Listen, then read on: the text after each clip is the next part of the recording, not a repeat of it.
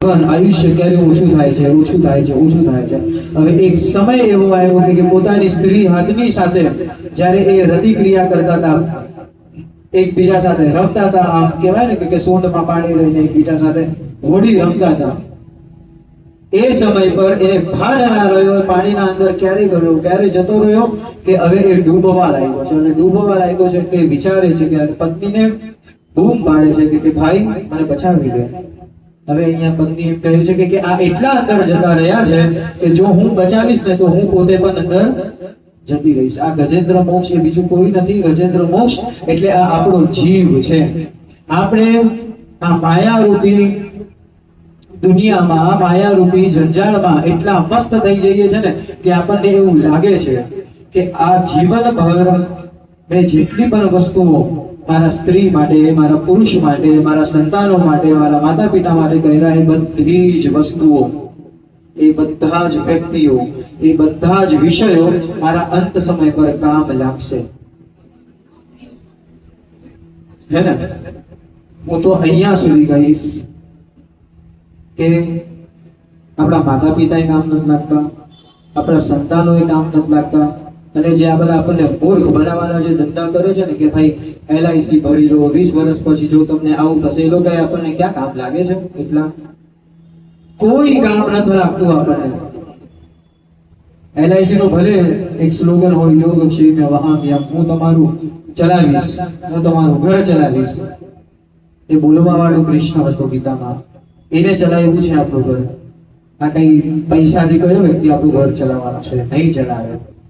તો બસ આ ગજેન્દ્ર મોક્ષની કથા આપણને એ જ દર્શાવે છે કે જે આટલા વર્ષો સુધી આપણે અતૂટ વિશ્વાસ જે રાખીએ છીએ આપણા જ વ્યક્તિઓ પ્રત્યે, છેલ્લા સમય પર આપણા વ્યક્તિ हमारे एक भी संबंधी ऐसे आकर खड़े नहीं रहेंगे जो हमारे लिए कुछ मददरूप हो जाए।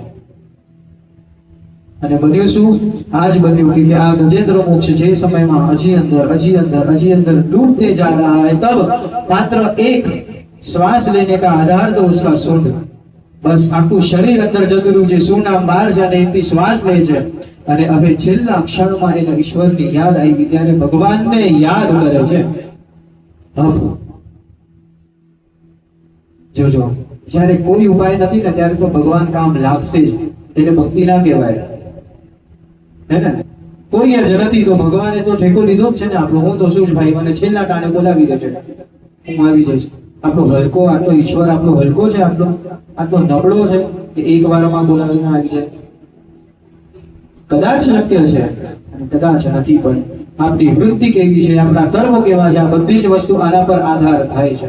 આપણા પૂર્વ જન્મમાં કર્મો કેવા છે, કદાચ પૂર્વ જન્મમાં આપણી કર્મ, આપણી વૃત્તિ એવી હોય ને તો આ જન્મમાં આવીને માત્ર ને માત્ર એક માળા ફેરવી લો અને તમારું મૃત્યુ થઈ જશે અને તમને મોક્ષ પ્રાપ્ત થઈ જશે। એટલે એમ નહીં કહેવાશે કે ભાઈ हमारा આ વ્યક્તિએ તો एक ही माला की और इसे मोक्ष पद प्राप्त हो गया, हमने तो असंख्य कर दी, अब तक मोक्ष पद प्राप्त नहीं हुआ, है ना? कदाच पूर्व जन्मना संचित कर्मों पर होई શકે છે। એ જ કીધું ને કે એવું ક્યારે પણ ના માનવું કે આ વસ્તુ ઈશ્વર માટે અશક્ય છે, આ વસ્તુ શક્ય છે। બધી જ વસ્તુઓની શક્યતા ઇઝ ઇક્વલ ટુ ઈશ્વર। બસ આ ગજેન્દ્ર મોક્ષ, આ જે હાથી હતું એ હાથીએ પણ આ કમળ લીધું અને ભગવાનને પ્રાર્થના કરે છે કે હે ગોવિંદ, હે ગોપાલ, અબ તો જીવન હાર્યો, હવે આખું જીવન હું હારી ગયો છું, હવે મારા પાસે કોઈ નથી, હવે માત્ર તું ही है, તું ही और તું ही है, બસ હવે તું આવ અને મને બચાવ। ત્યારે આમ હે નાથ, નારાયણ નારાયણ કરે છે, એક જ અવાજમાં ત્યાંથી કૃષ્ણ ભગવાને, ત્યાંથી વિષ્ણુએ પોતાનું સુદર્શન ચક્ર છોડ્યું અને જે ગ્રાહ એને પગ પકડ્યો હતો, જે મગરમાં છે એના પગ પકડ્યા હતા, જેના બળથી નીચે જતો હતો, યુહી નહીં જા રહા હતા નીચે, ગ્રાહ થા, મગરમચ્છ હતો। આપણું પણ અગર જો પતન થાય છે, આપણે પણ અગર આ ભવ સંસારના રૂપી દરિયામાં અગર ડૂબીએ છે ને તો એનું પણ કોઈ કારણ હશે, આ આપણને સૂચવે છે। मगरमच्छ पहले दिन पर कहा था कि क्या काल व्याल मुखग्रास है ना, समय का मुख क्या है? काल है। અને આ કાળમાં રહીને, આ સમયમાં રહીને અગર જો આપણે ખરાબ કર્મો કરીએ છીએ તો ક્યાંક ને ક્યાંક કોઈ મગરમચ્છ આવશે અને આપણને અંદર ખેંચતો જશે અને પછી આ સુદર્શન વડે એ મગરમચ્છનું મસ્તક કાપ્યું છે. હાથી અહીંયા હાથીને છૂટો થયો છે, હાથીને મોક્ષ મળ્યું છે અને અહીંયા હાથી પરમ પદને પ્રાપ્ત થયો છે. આ બધી કથાઓ આપણને માત્ર ને માત્ર ભક્તિ શીખવે છે. फटाफट कोई पण समय ना बगाड़ता, कोई भी व्यर्थ की बातें ना करते हुए हम तुरंत कहां पर जाते हैं?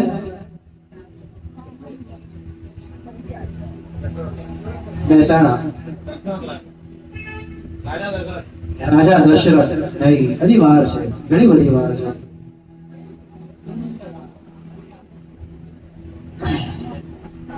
हजी बैटरी फूल थवानी वार है. फटाफट कोई पण समय नो बगाड़ नहीं करवो અને આપણે સમુદ્ર મંથન તરફ જઈએ. અમુક તો કથાઓ કદાચ હું અહીંથી ના કરું ને તો તમને ખ્યાલ ના આવે, કારણ કે ભગવાનની ભક્તિ એવી હોય ને કે ભાઈ આમ છાસ વલોવ્યા પછી એમાં મીઠું નાખ્યું કે સાકર નાખ્યું ને ખબર ના પડે, હે ને? તો આ કઈ આપણી ભૂલ નથી. આ ભગવાનની ભક્તિ, એનો આનંદ, એનો પ્રેમ એવો છે ને કે આપણને આપણી ભૂલ છે એ ખબર નથી પડતી, હે ને? મારા પપ્પાએ કીધું હતું કે છાસમાં બહુ ખરાશ છે, મીઠું બહુ વધારે હતું, હે ને? આ ભૂલ તમને ખબર ક્યારે પડી? જ્યારે કોઈક વ્યક્તિએ કીધું કે ભાઈ આ છાસમાં મીઠું વધારે છે. ઈશ્વર આપણો એવો નથી. કદાચ જો છાસમાં 10 ગણું મીઠું નાખી દો, કદાચ જો છાસમાં સાકર પણ નાખી દો ને તો ચૂપચાપ પ્રેમથી પી લેશે અને તમને બોલશે પણ નહીં. इतना मीठा प्रेम कृष्ण का है. फटाफट આપણે સમુદ્ર મંથન તરફ જઈએ. અહીંયા દેવતાઓને શ્રાપ મળ્યું છે કે દેવતાઓ ઐશ્વર્યહીન થઈ જશે અને આ શ્રાપ મળ્યું એટલે શુક્રાચાર્ય અને શક્તિ વૈદી અને શુક્રાચાર્યોએ દૈત્યોને કીધું કે જાઓ દેવતાઓ પર તમે બધા જઈને આક્રમણ કરો. क्यों? क्योंकि उन्हें श्राप मिला है कि એમનું ઐશ્વર્ય ક્ષીણ થઈ જાય, ઓછું થઈ જાય. बस अहिया बड़ू बाबू दानवों ने दैत्यों पर आक्रमण किया. दैत्यों दिन पर दिन प्रतिदिन हजी नबड़ा थता गया, एमनी शक्तिओ ओછી थती गई અને એ લોકો હારતા ગયા. હવે જે સમય પર એ લોકો હારતા ગયા એ જ સમય પર અહીંયા બધા જ દેવતાઓ મળીને નારાયણ પાસે જાય છે અને નારાયણને વિનવે છે કે કોઈક માર્ગ સૂચવો તમે અમને. હવે અમારા પાસે એટલી શક્તિ નથી, એટલું બળ નથી કે અમે દાનવો સાથે યુદ્ધ કરી શકીએ. નારાયણ કીધું તમે ચિંતા ના કરો, એક કામ કરો, તમે સમુદ્ર મંથનની તૈયારી કરો, હું આવીશ અને હું તમને મદદ કરીશ. એટલે અહીંયા એવું વર્ણન આપવામાં આવ્યું છે કે નારાયણે બધી જ વસ્તુમાં પોતાની ઉપસ્થિતિ અને પોતાની સાક્ષી દેવોને સાબિત કરીને આપી છે. તો શું કીધું કે સમુદ્રમાં હું વસીશ. સમુદ્ર એટલે કે નારાયણ, એમાં પણ મારી ઉપસ્થિતિ રહેશે, હું સદૈવ તમારા સાથે રહીશ. હવે એ સમુદ્રના અંદર હું અવતરિત થઈને આવીશ. કયો રૂપ? ના ના, મોહિની તો હજી તો ઘણી વાર છે. હા, કૂર્મનો અવતાર એટલે કે કાચબાનો અવતાર લઈને હું પધારીશ. ત્યાં એ કૂર્મના પીઠ પર મંદલાચલ પર્વત રાખજો. એ પર્વત પર મારો જ રૂપ છે અને પર્વતના સાથે સાથે વાસુકી નાગ આમ બાંધી લેજો. અને વાસુકી નાગ એટલે પણ પોતે સ્વયં નારાયણ, એ હું જ રહીશ. હું આ આખી લીલામાં તમારા સાથે હોઈશ. જાઓ તમે સમુદ્ર મંથન કરો. આ છૂટ આપી દીધી અને આ જ છૂટ ભગવાને આપણને જીવતે પહેલા આપી દીધી. જા હું તને જીવન આપું છું, જા હું તને નવું શરીર આપું છું, તારા સાથે સદૈવ હું હોઈશ, હે ના? તમારી ભક્તિ કરજે. અને અહીંયા એ જ થયું. તો શું થયું? ભગવાન પ્લીઝ મને એક્ઝામમાં પરીક્ષામાં પાસ કરી દેજો. ભગવાને કીધું ચોક્કસ, હું હંમેશા તારા સાથે હોઈશ, ચિંતા ના કરતો. પરીક્ષામાં જાય છે, એક શિક્ષક દેખાય છે. શિક્ષક એને જોવે છે તો ડરી જાય છે કે કેવો શિક્ષક આટલા સ્ટ્રિક્ટ, હું પરીક્ષામાં ચીટિંગ કેવી રીતે કરું? ત્યારે ગોતે છે આજુબાજુમાં, ભગવાન દેખાતા નથી. પાછો ઘરે આવે છે કે ભગવાન તમે આજે આવ્યા નહીં, કોઈ વાંધો નહીં, હું કાલે સાયકલ શીખવા જાઉં છું, પ્લીઝ તમે મને પાડતા નહીં, તમે મારા સાથે રહેજો. ચાલે છે ભગવાનને ગોતે છે, ભગવાન દેખાતો નથી. 10 વાર પડે છે. કેમ? ક્યારેક એનું લક્ષ્ય છે ત્યાં. ગોતે છે ભગવાન, ગોતે છે ભગવાન, પણ અહીંયા ભગવાને કીધું કે અરે મૂર્ખ, ઓલો જે શિક્ષક હતો ને એ હું જ હતો. તારા પાછળ જે તારો બાપ બનીને બેઠો હતો ને તને જે સાયકલ શીખડાવતો હતો ને એ પણ હું જ હતો. આપણે ભગવાનને ખાલી ગોતીએ છે, ઓલા 4 હાથ વાળો દેખાય છે ને, हाँ तो ये भगवान है. यदि 2 हाथ वाला कोई हमारा कोई एक रुका हुआ काम करके चले जाए ना तो हमें उसमें ईश्वर नहीं दिखता, और फिर भी हम ईश्वर को खोजते ही रहते हैं. भगवान તે તો કીધેલું ને હું આવીશ, ભગવાન તે તો કીધેલું ને હું આવીશ, અને આપણને ઈશ્વર કોઈ દિવસ પડતો નથી. પણ ભગવાને અહીંયા આશ્વાસન આપ્યું છે બધાને કે મારી ઉપસ્થિતિ ચોક્કસપણે રહેજો. જાઓ તમે કરો. અહીંયા સમુદ્ર મંથન કરે છે વાસુકી નાગની એક પક્ષમાં અહીંયા દાનવો છે, એક પક્ષમાં અહીંયા દેવતાઓ છે, અને આ દર્શન શરૂ થાય છે અને એમાંથી બધા જ રત્નો નીકળે છે. બધી જ વસ્તુ આપણને ખબર છે. સૌથી પહેલા કાળકૂટ નામનો ઝેર નીકળ્યો, અને ઝેર શંભુ શરણે પડી માંગુ ઘડીએ ઘડી. એ નીલકંઠ શંકર ભગવાને એ ઝેર पी ली है ना.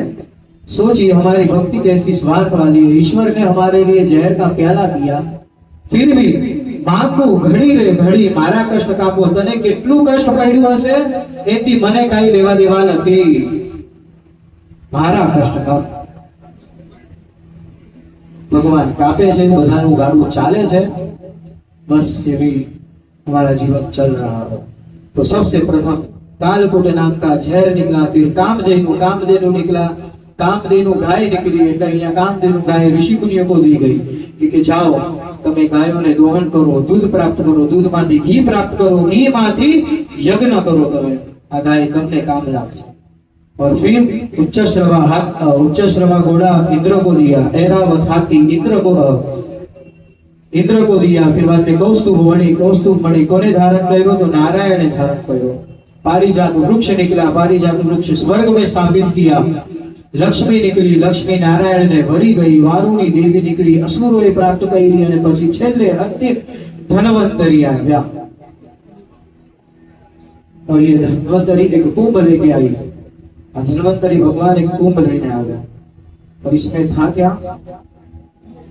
अमृत है ना. बस आज જોઈતું તું અમને, આના માટે તો આટલી ઉપાધિ કરી. હવે અહીંયા યુદ્ધ ચાલુ થાય છે, અને આ યુદ્ધમાં અમુક ટીપા નીચે પડ્યા, એટલે આપણે આ મહાકુંભ જે કુંભ બનાવીએ ને એ કુંભ. અને એના પછી એક કહેવામાં આવ્યું છે કે સ્વરભાનુ નામનો એક દાનવ, એ દાનવે આ કુંભમાંથી અમૃત પી લીધું, અને એનું ગળું અહીંયા ભગવાને સુદર્શન વડે કાપ્યું, અને એ રાહુ અને કેતુ બન્યા. આ રહી સમુદ્ર મંથનની કથા. અને હવે આપણે અહીંયા આગળ જઈએ તો આ દાનવોની શક્તિ હજી પ્રબળ થયા. તો આ દાનવોએ વિશ્વજીત નામનો યજ્ઞ ચાલુ કર્યો. જો તમારી નજરોથી મને બધાને ખબર પડે છે કે અહીંયા કઈ ક્રિયા ચાલુ છે, મને દેખાતું નથી. सॉरी, क्षमा चाहता हूं इतना कठोर होने के लिए. कठोर होવું પડે છે ભાઈ. कहाँ जा रहे हैं है ना. કદાચ જો એક્સિડન્ટ થઈ ગયું તો પછી આપણી ગાડી હવે ત્યાં સુધી નહીં પહોંચે. કદાચ જો એક્સિડન્ટ થઈ ગયું તો આપણી ગાડી મથુરા સુધી नहीं पहुंचे. हमें वहां जाना है. तो अब દાનવોએ વિશ્વજીત નામનું યજ્ઞ કર્યું, અને આ વિશ્વજીત નામના યજ્ઞથી દાનવોની શક્તિ વધી. अब जब दानवों की शक्ति बढ़ रही है तब देवताओं को पुनः એ લોકો બધા જ ચિંતિત થયા છે. અને ચિંતિત થયા એટલે અહીંયા કીધું કે આ બધા જ અદિતિ પાસે ગયા, અને અદિતિને વિનવે છે કે પા અહીંયા દેવો માટે થઈને તમે કંઈક કરો, કાંઈક પ્રયત્ન કરો. અને અદિતિએ અહીંયા કયો વ્રત કર્યું, અને કયો વ્રતમાં માંગ્યું શું? જનહિત માટે, લોકહિત માટે. શું માંગ્યું? એક એવું પરમ તેજસ્વી સંતાનની પ્રાપ્તિ કરાવજો જે આ દાનવોને રોકી શકે. तो बस હવે આ अदितिए અહીંયા पयोव्रत કર્યું, और यह पयोव्रत के माध्यम से एक तेजस्वी बालक उत्पन्न हुआ. और यह बालक का नाम क्या था? वामन. આટલો સોટેડિયો આજની ભાષામાં કહીએ તો હે ને. અને આપણે શું કહીએ આજના બાળકને? આટલું ટેણ્યું છે તોય જીભ આમ ચાલે છે, હે ને? આ જ વૃત્તિના આ વામન હતા, આવા હતા નાનકડા. પણ જ્યારે એમનું સામર્થ્ય, એમનું શક્તિ જોઈએ તો અકલ્પનીય, આપણે વિચારી પણ ના શકીએ એટલી શક્તિ આ વામનમાં હતી. જે સમય પર વામનનો જન્મ થયો, શીઘ્ર રૂપથી આ વામનને બધા જ સંસ્કારો પ્રાપ્ત કરાવડાવ્યા, યજ્ઞોપવિત સંસ્કાર પ્રાપ્ત કરાવડાવ્યા. કેમ? કારણ કે આને ઉતાવળ હતી. ત્યાં અશ્વમેધ નામનો યજ્ઞ બલિ રાજા કરે છે. જો આ 100મો અશ્વમેધ નામનો યજ્ઞ અગર થઈ ગયો તો ઇન્દ્રાસન ડોલવા મળશે અને આ બલિ રાજાનું વર્ચસ્વ આખા પૃથ્વી પર કાયમ થઈ જશે. અને એ બલિ રાજા યોગ્ય નહોતા એ સિંહાસન પર બેસવા માટે થઈને, એટલા માટે થઈને વામન અવતરિત થયા છે. અને બસ આ જ થયું.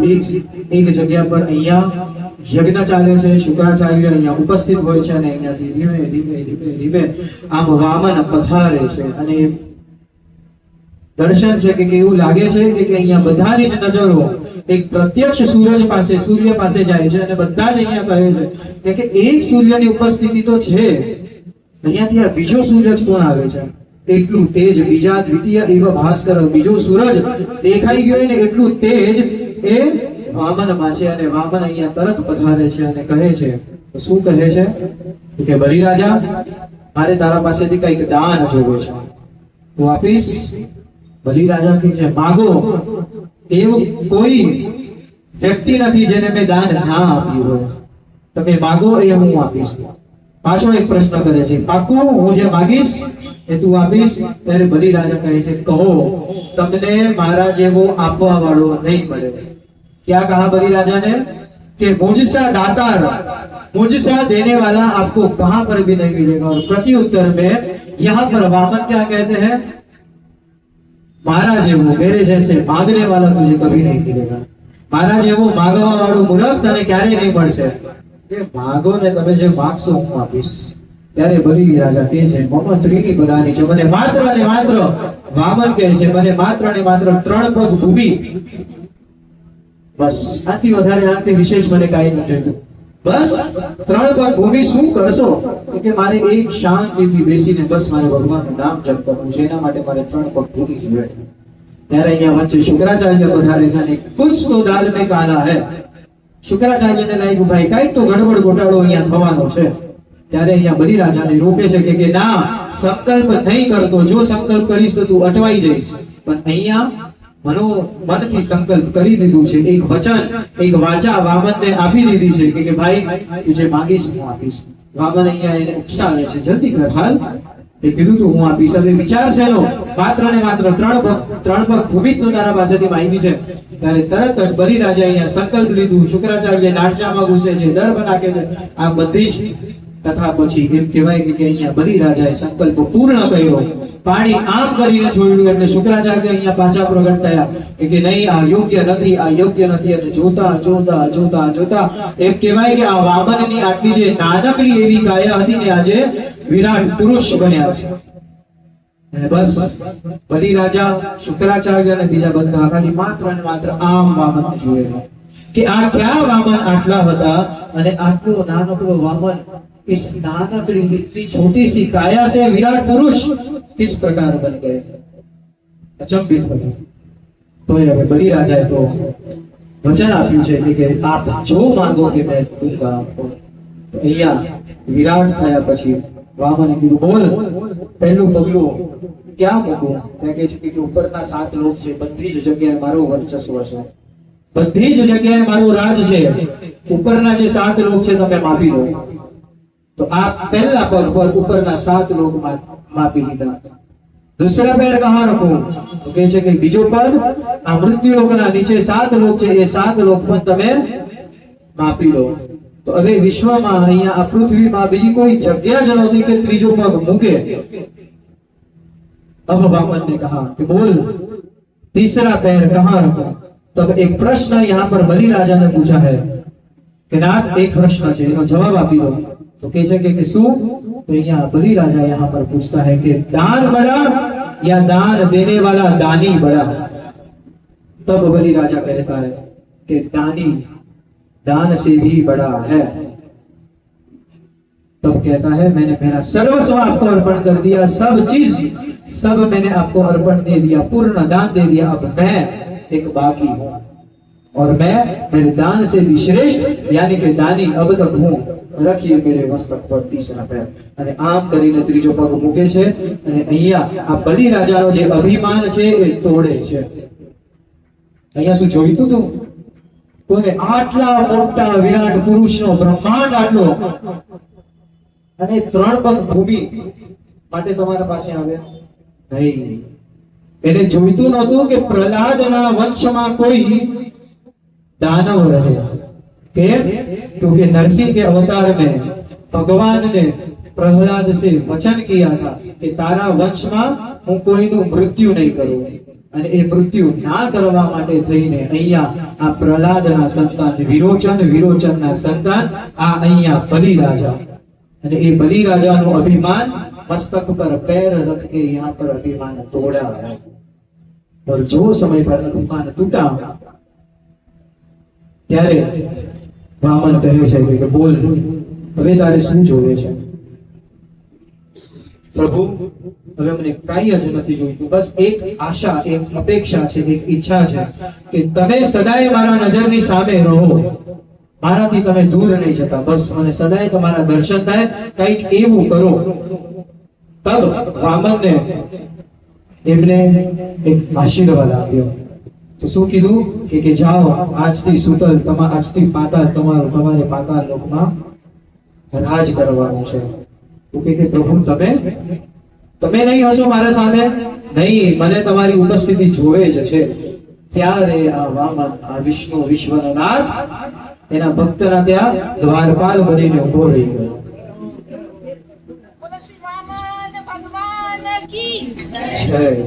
બોલીએ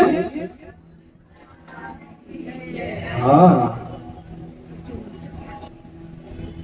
तब यह छोटा बालक विराट पुरुष आज विश्वનો નાથ આ બલિરાજાના દ્વારપાલ બનીને રહે છે અને આ બધા જ સમાચાર લક્ષ્મીજીને મળ્યા અને લક્ષ્મીજી ઉપર નીચે થઈ ગયા। ઓહો, અગર મારો નાથ દ્વારપાલ બની જશે તો મને ચોપાટી કોણ ફરાવશે? મને આઈસ્ક્રીમ કોણ ખવડાવશે? હે ને?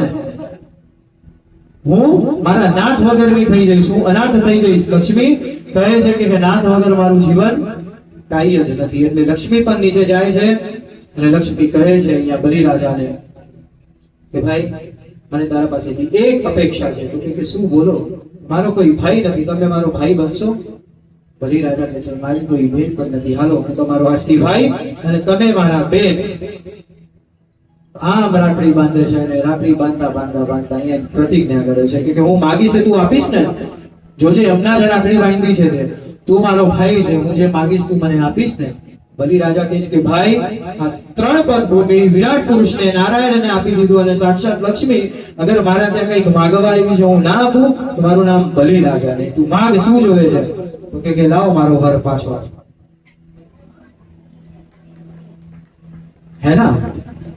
कितनी दिव्य कितनी अद्भुत कथाएं है ये हुआ वामन चरित्र। એના પછી કેટલાય બધા ચરિત્રો છે, અમરીશ રાજાના ચરિત્રો છે। હવે જોજો આ 8મા સ્કંદ ઓળંગીને આપણે ધીમે 9મા સ્કંદ સુધી પહોંચીએ છીએ અને और ये 9વેं સ્કંદ में सर्वप्रथम અમરીશ રાજા એમની કથા છે। અમરીશ રાજા પછી નભગના પુત્ર નાભાગ આમની કથા છે। કેટલી બધી દિવ્ય કથાઓ છે। આપણે અમરીશ રાજાની કથા અગર સાંભળવી હોય તો એકાદશીનું વ્રત કર્યું અને એ વ્રતમાં ઉજવવાનું દ્વાદશીના દિવસે કરવાનું હતું। अब हुआ क्या? एकादशी का व्रत इस अमरीश राजा ने किया और એને પારણું દ્વાદશીના દિવસે કરવું હતું પણ ભગવાનને શું ખબર શું સૂઝ્યું અને એને આજે વિચાર્યું કે ચાલ આજે અમરીશ રાજાને પણ એમની પરીક્ષા કરીને હું આવું। તો એમની પરીક્ષા માટે થઈને અહીંયા અમરીશ રાજા પાસે દુર્વાસા ઋષિને બોલાવ્યા છે। દુર્વાસા ઋષિ અહીંયા આવે છે, સંધ્યા સમયમાં દ્વાદશીનો સમય થયો છે અને એમ કહે છે કે તમે પારણું કરવાના છો પણ ઉભા રહો, પેલા બ્રાહ્મણને જમાડજો અને પછી તમે જમજો। તો કે હાલો હમણાં જ તમને ભોજન લગાડી દો। તો કે ના, ઉભા રહો, પેલા તમે દાન આદિ કર્મ કરીને આવો, ત્યાર સુધી હું સ્નાન આદि કર્મ કરીને આવું, એના પછી આપણે ઉજવણું કરશું। અને ત્યાં तब ही इस अम्बरीश राजा ने ब्राह्मणों को 60 करोड़ गाय दान में दी है।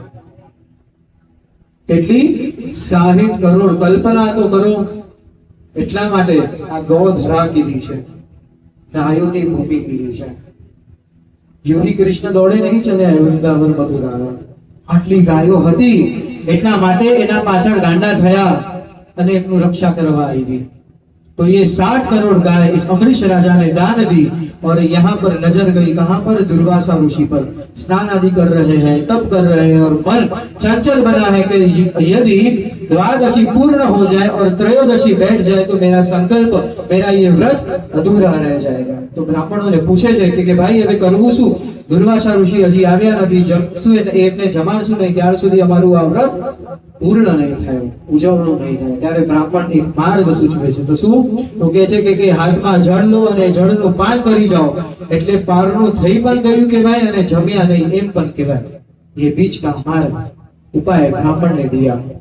बस ये उपाय दिया, हाथ में जल लिया और यूं पीने जा रहे थे। तब दुर्वासा ऋषि की नजर दृष्टि आज इस अम्बरीश राजा पर गिरी અને જોવે છે કોપાયમાન થઈ જાય છે અને એ વાડ તોડીને પોતાની એક વાડ दुर्वासा ऋषि खुद का एक बाल तोड़कर यहाँ पर कृत्या उत्पन्न की और वो कृत्या को अम्बरीश राजा के पीछे भेजा कि जा और पतन करी नाख। पण भाई अम्बरीश राजाए आटલું વ્રત કર્યું, આટલા કરોડ ગાય દાન આપ્યું, એને કઈ થઈ શકે?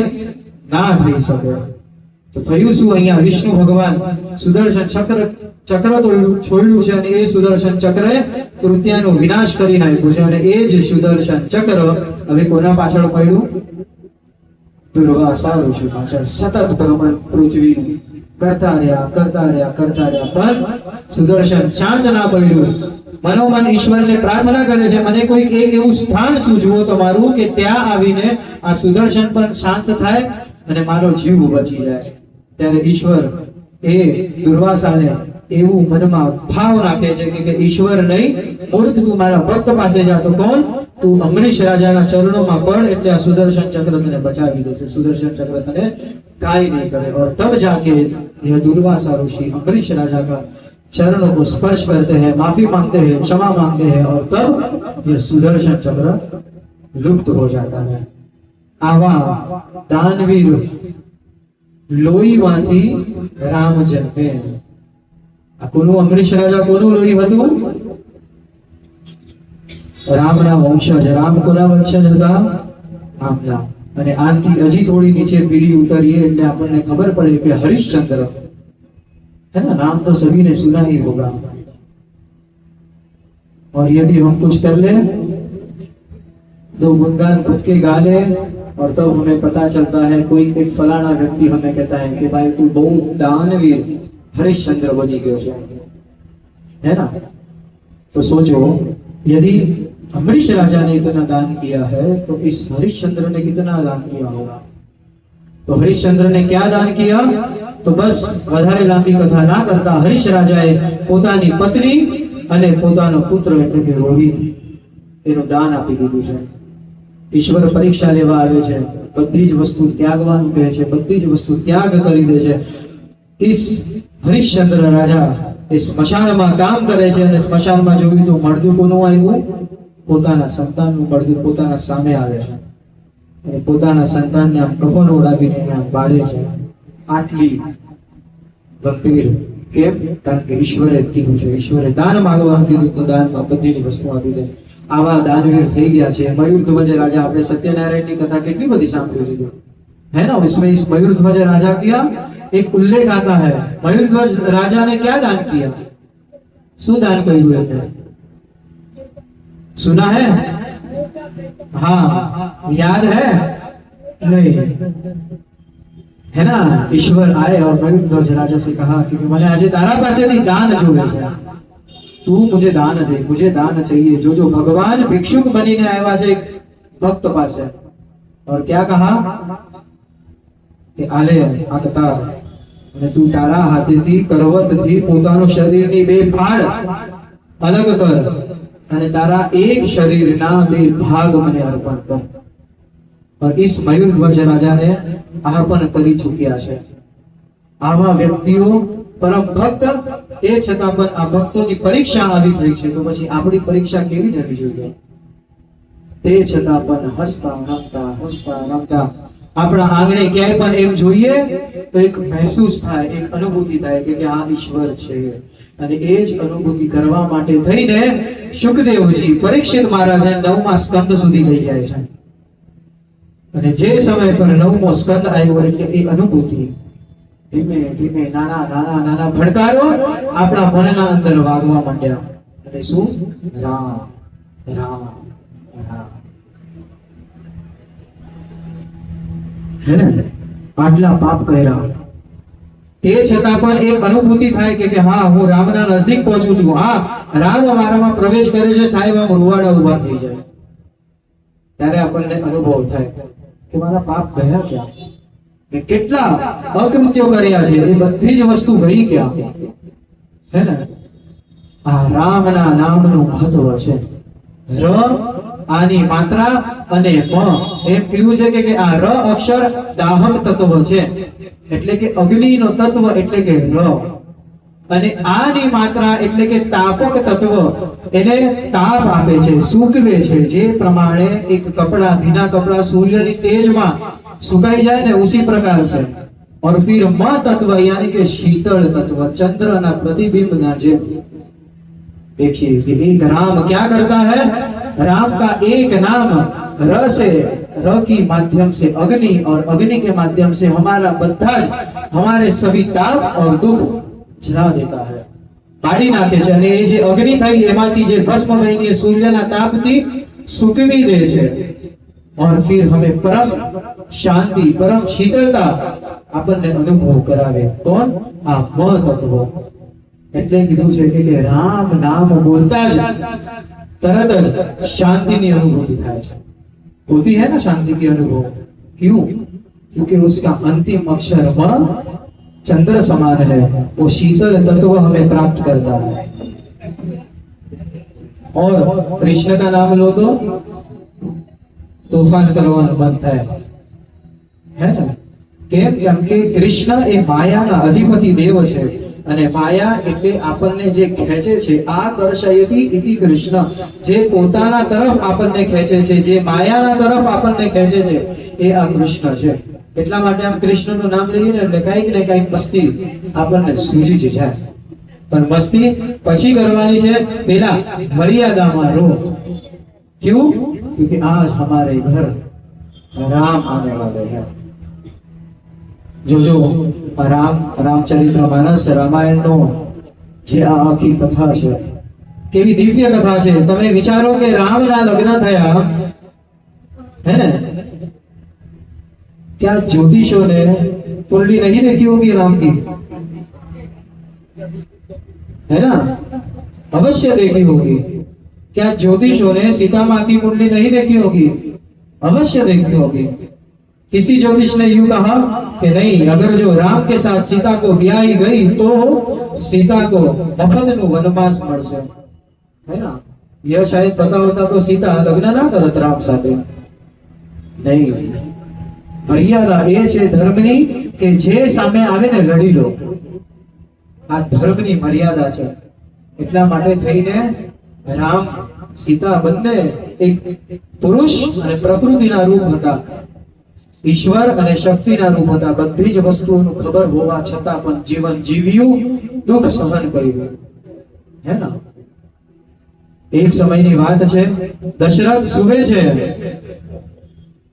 देखना पूर्ण रामायण આપણે આખા રામાયણના 10 થી 20 મિનિટમાં આખા રામાયણનો આપણે ચર્ચા કરી લેશું। हर एक अंश को छू के हम निकल जाएंगे। एक समय पर दशरथ दुखी, હવે આ દશરથ દુખી કેમ? તો એમ કહેવાય કે એમને સંતાન નહોતું। હવે આ સંતાનના સુખ માટે થઈને શું કર્યું અહીંયા? એમ કહેવાય કે આ દશરથ સંતાનના સુખ માટે થઈને એક યજ્ઞ કર્યો છે, અને આ યજ્ઞ માધ્યમથી, यज्ञना माध्यम से, यज्ञ के माध्यम से उसे पुत्र की प्राप्ति की अपेक्षा थी। પુત્ર પ્રાપ્તિ કામેષ્ટિ યજ્ઞ કિયા। દશરથની 3 પત્નીઓ કૌશલ્યા, સુમિત્રા અને કૈકેયી। જો આ બધા 3 પત્નીઓનો ઉલ્લેખ એમ કહેવાય છે કે કૌશલ દેશની જે દીકરી હતી ને એ કૌશલ્યા, એમનું સાચું નામ ક્રાંતિમત નામ હતું। और दूसरी सुमित्रा, सुमित्र देश के नगर की जो कन्या थी वो कौन? सुमित्रा, એનું નામ ગુણવતી કહેવામાં આવ્યું છે। અને પછી કૈકેયી રાષ્ટ્રની જે દીકરી હતી એનું નામ કૈકેયી આપણે પાડીએ છીએ। આ બધી જ વસ્તુ નગરના નામથી આ કન્યાઓનું નામ પડવામાં આવ્યું છે। હકીકતનું નામ પ્રિયમદા હતું। और जो समय पर सुखदेव यहाँ पर प्रवेश कर रहे तब वहां पर सुखदेव जी ने कहा, क्या कहा कि न शक्यते विस्तारो वक्तुम वर्ष शतेमपि। 100 साल तक यदि मैं इस राम के गुणगान गाऊं ना तो 100 साल तक मैं इस राम के गुणगान नहीं गा पाऊंगा। ત્યારે જઈને અહીંયા ધીમે ધીમે આગળ વધીએ। પુત્ર કામેષ્ટિ यज्ञ થયો। यज्ञ के माध्यम से खीर की प्रसादी मिली। खीर की प्रसादी के भाग हुए અને એ ભાગોમાંથી 3 પત્નીઓને संताननी प्राप्ति थई। राम, लक्ष्मण, भरत और शत्रुघ्न। बोलिए श्री रामचंद्र भगवान की जय। फिर से एक बार थोड़ा ऊंचा आवाज में बोलिए आप। ओ श्री रामचंद्र भगवान की। चलिए, રામલલ્લા જન્મી ચૂક્યા છે અને એને જ પ્રણામ કરતા કરતા રામનું જીવન ચરિત્ર જોઈએ। શ્રી રામચંદ્ર ચરણો मनसा स्मरामि, श्री रामचंद्र वचसा गृणामि। राम जैसे है वैसे हमें बनना है। रामे जे कीधुं छे एवुं अमारे करवुं छे। राम जे कहेशे ए बधी ज मारी प्रसादी तरीके छे। शिरसा नमामि। और मुझे कहाँ जाना है? श्री रामचंद्र चरणों शरणम प्रपद्ये। यहाँ तक हमें जाना है। तो एम कहेवाय के राम धीमे धीमे धीमे मोटा थया। राम, लक्ष्मण બધા જણા લગ્ન થયા। રામ સાથે સીતા પરણી અને એક સમય પર એવું થયું કે આ એક અપેક્ષા, એક મોહ કે મારો ભરત રાજગાદી પર બેસે એના માટે થઈને यहाँ पर एक शर्त रखी गई। और यहाँ पर एक पूर्व संकल्प याद करवा गया। दशरथ नाथ, હજી સુધી મેં તમારા પાસેથી કંઈ માંગ્યું નથી। એક સમય હતો ત્યારે તમે મને કીધું તું જ્યારે પણ જે માંગીશ ને હું પૂર્ણ કરીશ। તો આજે હું માંગુ છું। तो बोल क्या मांगना है, क्या चाहिए? और यहाँ पर मांगा और मांगने में क्या मांगा तो यूं कहा गया कि काले सवारे जे राम राजगादी पर बेसवानो छे ने એ प्रोग्राम कैंसल। तो શું कि यह मेरी आज्ञा है कि राम ने તમે वनवास આપો और मेरा भरत राजगादी पर बेसे। और ये दशरथ मान्य किया। अरे दशरथ पे क्यारे मान्य कर्યું? नजर गई છે આમ રામ તરફ અને રામના મોઢા પર સ્મિત જોઈને રામને કોઈ ફરક જ નથી પડતો। એ સુખ જોઈને અહીંયા દશરથમાં એ હા પાડવાની શક્તિ આવી હશે કદાચ। કારણ કે હું રામ વગર તો જીવી શકવાનો નથી। पर यूं के बीजा ज दिवसे सवारे राम, लक्ष्मण અને સીતા ત્રણે ભગવો વેશ ધારણ કર્યો છે અને અહીંયા જંગલ તરફ પ્રયાણ કર્યું છે। અને ત્યારે અહીંયા કૌશલ્યા વિચારે છે सीता माटे थईने। जो जो आपको रामचरित्र कितना दिव्य है। कौशल्या यहाँ पे सोच रही है कि माँ सीता बिना कोई पादुका के जंगल में किस प्रकार चलेगी। कारण कि एक स्त्री ही एक स्त्री को पहचान सकती है। तो इस स्त्री ने सीता को घर में प्रवेश करते हुए देखा था। और ये स्मरण हुआ कि જ્યારે सीता ચાલીને આવતા હતા ને ત્યારે એ सीताના કોમળ પગ ગુલાબ के पंखुड़ियों पर गिरे थे ना, ત્યારે એ ગુલાબની पंखुड़ियोंથી सीताने भागતું હતું। इतने कोमल सीता के पैर है। आज कांटों में पत्थरों पे यह सीता माँ कैसे चलेगी? आ दुख અહીંયાની માતાને થાય છે। અને પછી બીજી વસ્તુ કે જ્યાં આપણા રાજ્ય દરબારમાં અહીંયા સિંહ વગેરેના જે મુખ લટકેલા છે એ મુખ જોઈને ક્યારેક ક્યારેક सीता घबराई जाती थी। तो हमें प्रत्यक्ष रूप से जब सीता माँ जंगल में जाएगी और शेर की दहाड़ सुनेगी, शेर को देखेगी, तब ये आर्य नारी एक सोच रही है कि भाई मारी वहू શું થશે, કઈ રીતે જીવશે, ये एक सास एक बहू के लिए सोच रही है। અને એના પછી રામ लक्ष्मण और सीता वन गमन हो उठे ऐसी आवाज, एक आवाज पे चल उठे અને બસ એ રાત્રે અહીંયા ઊંઘ નથી આવતી। દશરથ મહારાજ પથારીમાં તો છે પણ આમ વ્યાકુળ વ્યાકુળ થઈ ગયા છે કે રામનું શું થતું હશે, રામનું શું થતું હશે।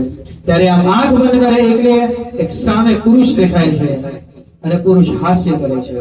દશરથ મહારાજ પર એ પુરુષ હસે છે, કેમ મજા આવે છે ને હવે તને।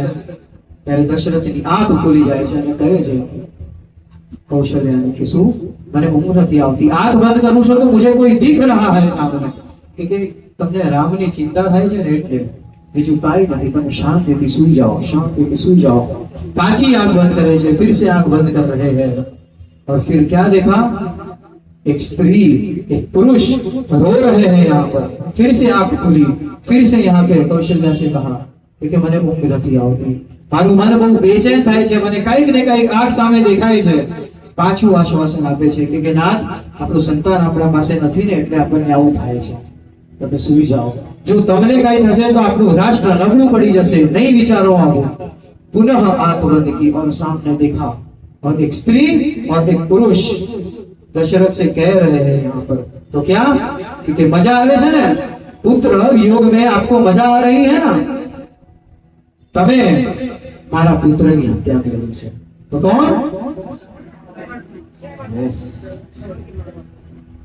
सोचिए वो रामना पिता पर शू विधि हसे।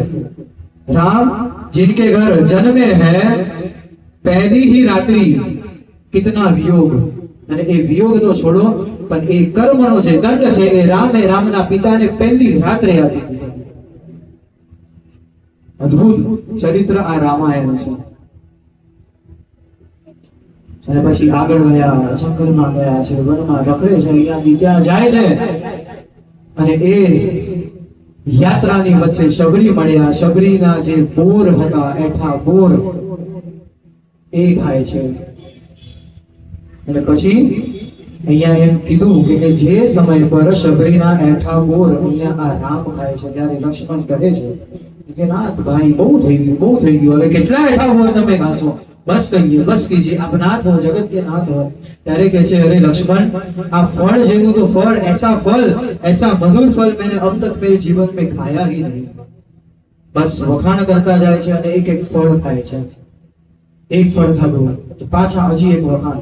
આ રાજ્ય દરબારમાં જે આપણે જીવતા હતા ને, આ રાજ્ય દરબારમાં આવી વાનગી, આવા ફળનો કોઈ મીઠાશ ના મળી એવા આ એઠા બોરમાં મળે છે। લક્ષ્મણ મને રોક નહીં, મને આ ફળ ખાવા દે। લક્ષ્મણ રોકે છે અને રામ ખાતા જાય છે। પાછું એક ફળ ખાય છે અને કહે છે કે જ્યારે મારી માં કઈ કૌશલ્યા સુમિત્રા એ ત્રણ માં મને જમવાનું બનાવીને આપતા હતા ને, એ થાળીમાં એ પકવાનમાં પર આવો રસ નહોતો જે રસ આજે શબરીના એઠા બોરમાં, जो रस मुझे इस शबरी के ऐठे बोर में, झूठे बोर में प्राप्त हो रहे हैं। એના પછી ભગવાન હજી ઉપર ચડ્યા, હજી બોર ખાય છે અને કહે છે કે અમૃત તુલ્ય છે લક્ષ્મણ, તું મને રોક નહીં। અને અંતિમમાં રામે તો અહીંયા હદ પાર કરી દીધી અને રામ એક ભક્ત માટે ક્યાં સુધી જઈ શકે। રામે લક્ષ્મણને એમ કીધું કે લક્ષ્મણ મને રોક નહીં, આ મારા ધાવણ કરતા પણ મીઠું આજે મને આ શબરીનું બોર લાગે છે, મને ખાવા દે। કેટલા બધાનો ઉદ્ધાર કરવા માટે 14 વર્ષનું દુઃખ આપણા રામે સહન કર્યું છે।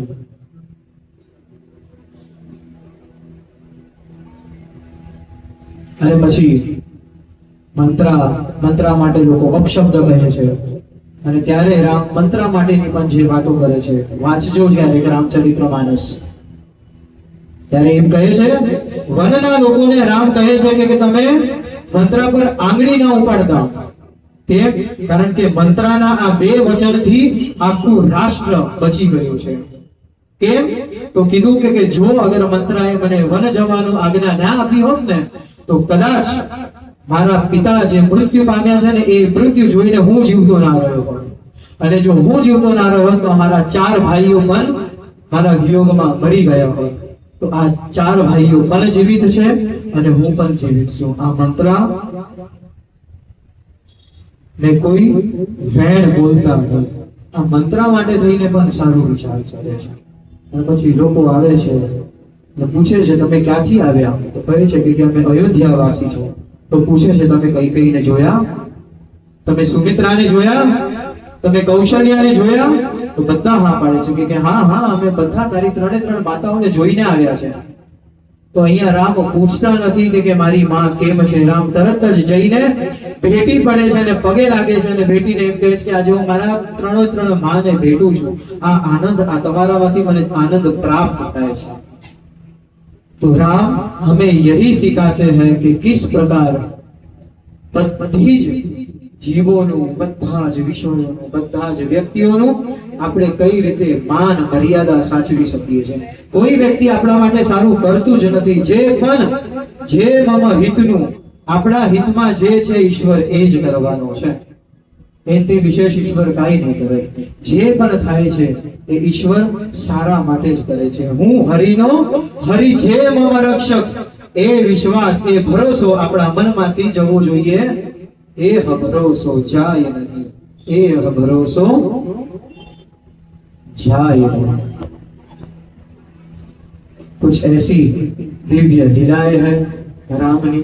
અને એ રામની લીલાઓમાં અગર જો રાવણની વાત ના કરીએ, હનુમાનની વાત ના કરીએ તો રામાયણ સાહેબ અધૂરું પડે, હે ને? અને રાવણની પણ જો અગર રામના દુશ્મનની પણ અગર જો વાત કરવી છે તો એમ કહેવાય કે જે સમય પર રાવણે એવું વિચાર્યું કે હાલ માં સીતાનું અપહરણ કરીને લઈ જાઉં, ત્યારની પણ કથા કવિઓ કેવી ગાય છે તો એમ કહે છે કે રાવણ પોતે એમ વિચારે છે અને એમ કહે છે કે ચાલ આજે એક યુક્તિ કરીએ. તો શું? તો આજે હું રામનો જ વેશ ધરું અને માં સીતા પાસે જાઉં અને સીતાનું અપહરણ કરી લઉં.